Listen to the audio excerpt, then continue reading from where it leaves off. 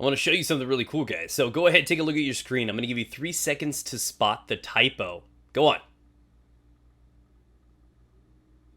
Alright, time's up, time's up. So, it's actually in the word Warlord, the actual name of the weapon. They misspelled it. They spelled it W-A-R-L-O-R-D when it's actually spelled S-H-I-T. I tell you what, guys, autocorrect's a tricky one. How you doing? My name is Paul, and welcome to the channel. If you guys enjoy Division content, click that subscribe button. Today we're going to be talking about the Warlord, how to obtain this thing, and I'm sure you probably know my opinion on it already, but it's not a very good weapon. But it's pretty shiny, though. They have that going for it, right? So, you obtain this weapon by one really exclusive way. And this is by attempting to beat the challenge Incursion Falcon lost. It's the only way in the game to get it. And it's also impacted by RNG like most things in the game. So just beating it doesn't guarantee you the drop. It took me and my 3 friends a total of 5 challenging Incursion runs before this thing dropped for the first time. So if you've done the math, that's a combined total of 20 drop opportunities until one of us finally got it. And guess who was the lucky soul? This guy right here. And I was so excited, man. It brought me back to the days the first time I opened up my first holographic Charizard. I'm like, yes! I was boasting. My friends were shooting me in the party. They were salty. And I'm like, oh, this is a victory. But no, this wasn't one of those really good gifts. This was one of those really twisted gifts, right? This is like picking up a telescope for Ray Charles for his birthday. This was just sick.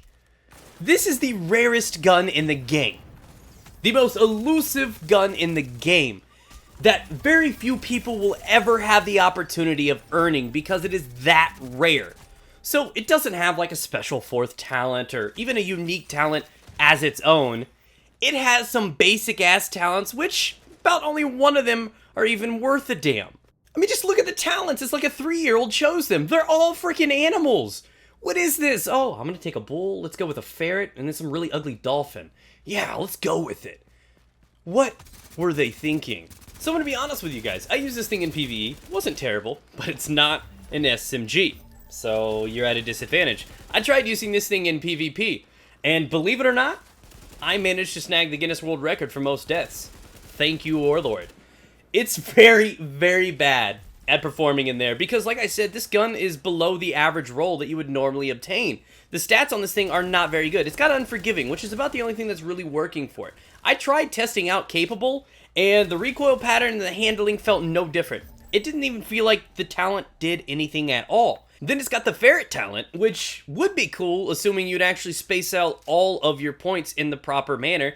2,000 for each firearm, stamina, and electronics, which, let's face it, almost nobody ever does, so that talent is probably just going to be grayed out for the rest of eternity. So all you really have left is that Unforgiving talent, and I will be honest, this is actually a pretty solid one for ARs. It's one of the few things that can increase the damage. A lot of people go for headshot damage and weapon damage when we're talking about the scopes and what this thing can do. It's obviously not going to crit as much as an SMG will, so you have to try to build on its strengths and accuracy in a different way.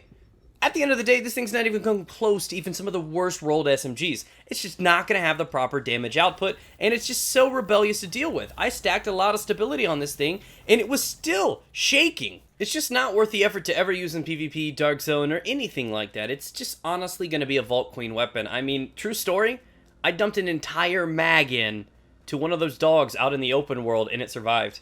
I'm pretty sure I shot a rogue in the Dark Zone, and he actually gained health. This gun... it's that bad.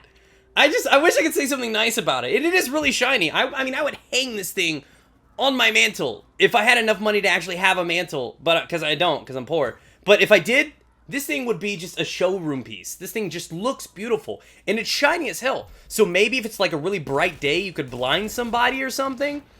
But as it currently stands, for the rarest and most elusive gun in the game, it's just a paperweight. It's not very special, it's not capable of dishing out a lot of damage, it's not unique in any way, and this is a complete disappointment, but hopefully they do something about this at some point. Maybe assault rifles can just get a natural buff, maybe they put like 50 crit hit damage or something on all of them, so you think you build weapon damage or crit hit chance and make ARs worth using, but then you still have the really terrible talents on this gun, so no, I'm trying to fight the case, and I can't do it. This is just like a collector's item that you don't even bother telling your friends about. It's not worth bragging or sharing. It's kind of like, hey, you know what, I still have a Furby. You know, you don't honestly admit or tell people that.